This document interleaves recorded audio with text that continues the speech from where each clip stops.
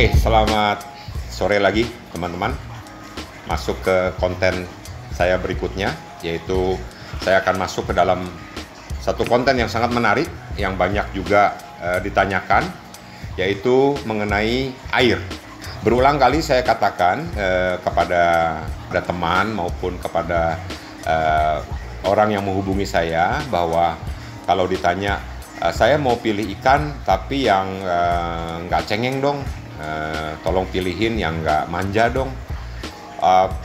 Menurut saya manja atau tidaknya, cengeng atau tidaknya, mudah atau sulitnya jenis-jenis ikan gapi relatif boleh dibilang sama selama kita memelihara air. Berulang kali juga saya sampaikan, jangan pelihara ikannya, tapi peliharalah airnya. Karena ikan itu adalah makhluk air, memang dia hidup di air. Jadi kalau kita menjaga kualitas air kita sehat, saya percaya ikan kita juga akan ikut sehat. Di dalam memelihara kualitas air, ada beberapa, boleh dibilang banyak sekali faktor. Di konten sebelumnya saya sudah bicara mengenai suhu. Suhu atau temperatur air bisa kita akali dengan heater. Kalau memang dia terlalu dingin, kita bisa bantu dengan sebuah alat yang namanya heater untuk membuat air kita menjadi lebih hangat sesuai dengan apa yang diperlukan oleh ikan gapi.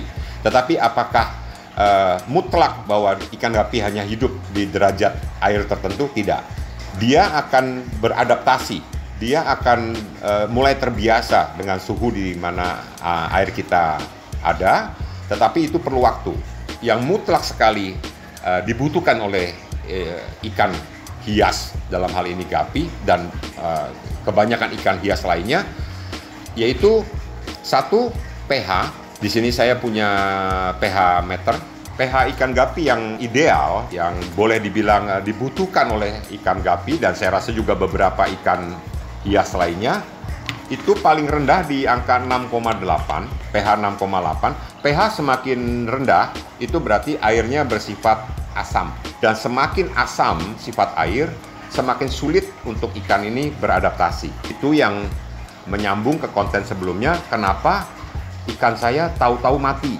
Itu sebetulnya tidak proses yang terjadi begitu saja, tetapi dia atau mereka, ikan-ikan ini sudah mencoba untuk beradaptasi dengan kualitas air yang ada di tempat teman-teman sekalian, tetapi sayangnya itulah yang disebut dengan gagal adaptasi. Jadi saya menggunakan pH meter seperti ini untuk mengukur pH di air.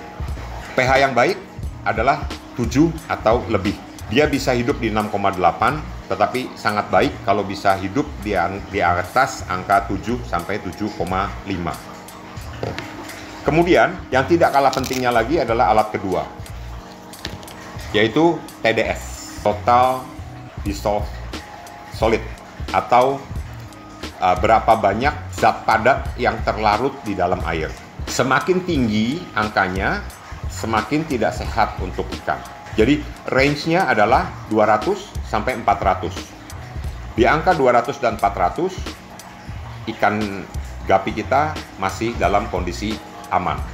Di atas 400 memang ada beberapa sumber yang mengatakan ikan gapi bisa hidup sampai dengan 800, tetapi itu sama dengan kita bernafas menghirup udara yang penuh dengan partikel-partikel yang tidak bisa kita cerna. Otomatis akan membuat berat cara kita bernafas, sama seperti ikan yang harus bernafas di air.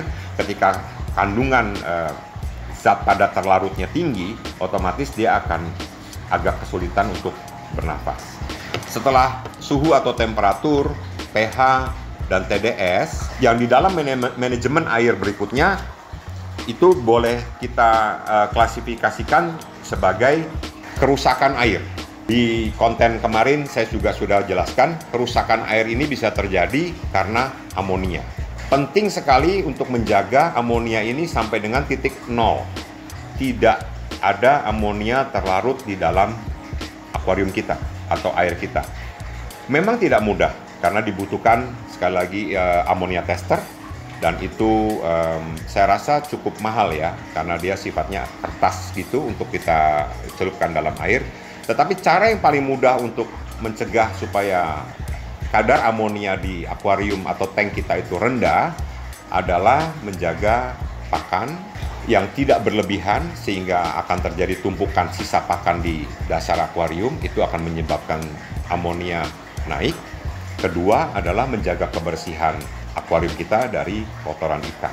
Untuk menjaga yang kedua ini, kita perlu filter yang membantu kita. Ingat ya, filter itu bukan jawaban untuk menyelesaikan semua masalah kotoran.